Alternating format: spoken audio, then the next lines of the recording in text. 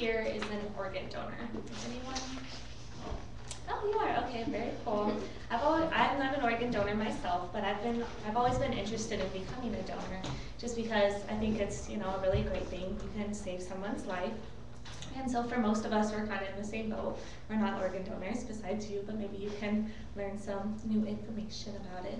So I'm just going to be going over the pros and the cons of being an organ donor, and then if you guys decide to, I will just run you through the steps of how to become an organ donor.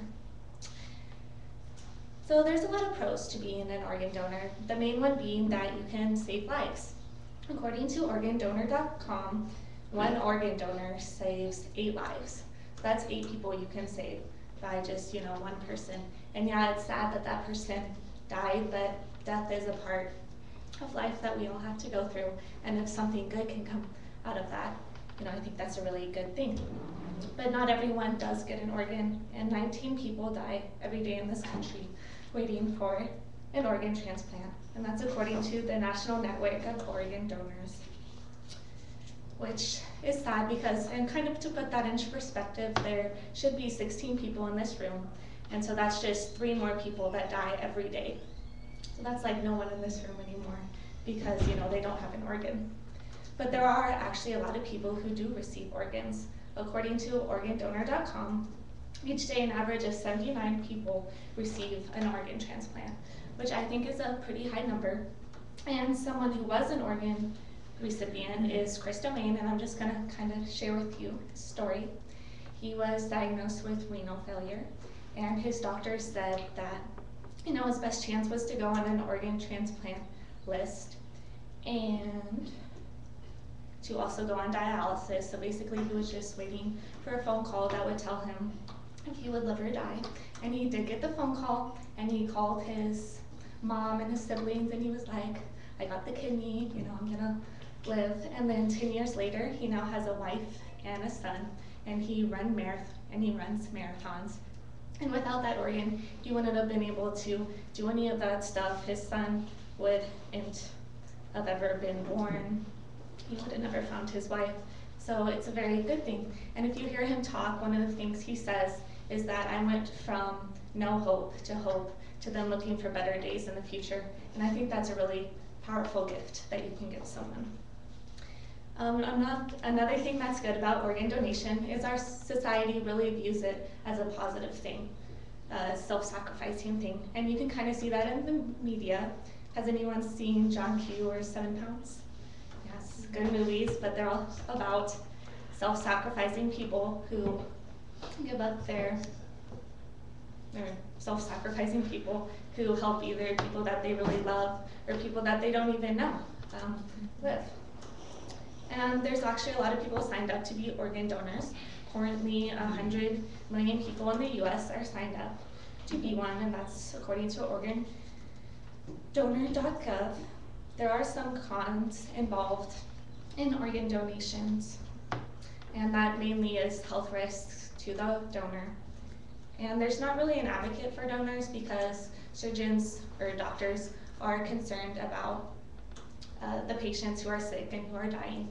So they get more attention than the actual donor does, and sometimes decisions are made on behalf of the patient instead of what's really best for the donor. And this story also happened. You can see this story in Paul Hott's story, which I read about on CNN. He was going to give his stepbrother 60% of his liver, which I think that's crazy that you can live with 40% of your liver. But yeah, that's what he was going to do. And he went in and he had this surgery, but he ended up dying on the table. And then his brother-in-law died a year later, even though he did receive the transplant. And his wife was just kind of left in devastation because the doctor said that, yeah, there are risks in surgeries, but the surgery should go fine. He's a healthy 56-year-old, so there shouldn't be a problem at all. But what happened with him that was different was they did a new surgery, which was usually when they do transplants, they open you up, and so they have lots of visibility.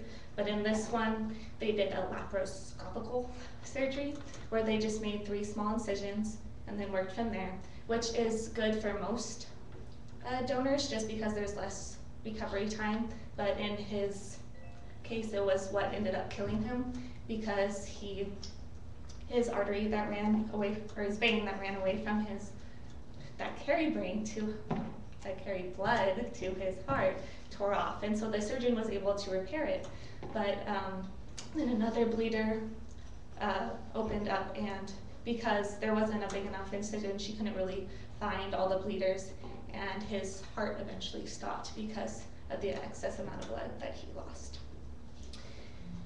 And another con about being a donor is just a death is always hard on the families, and then when doctors come in and want to harvest their organs, that can be very stressful for the families involved, just because they don't want to let the person go yet.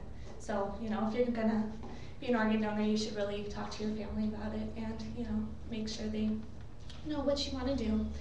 So there's always cons and benefits, and some of the benefits are that you will be able to get to save some people's lives if it's when you're dead or when you're alive, but then some of the cons are just the trouble on your family, and then also you could actually end up getting sick or dying from it.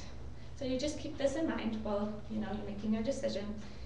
And if you want to become a donor, you can go to www.organ.gov, and then you go to a link where it says become a donor, but you just click on that, and then it takes you a part where you register in your state, and then you can click on your state, and then just fill out your personal information, follow the directions, and then you can be an organ donor.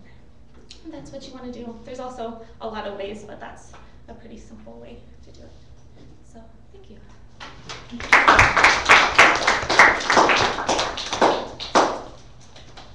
I've known a couple of people who received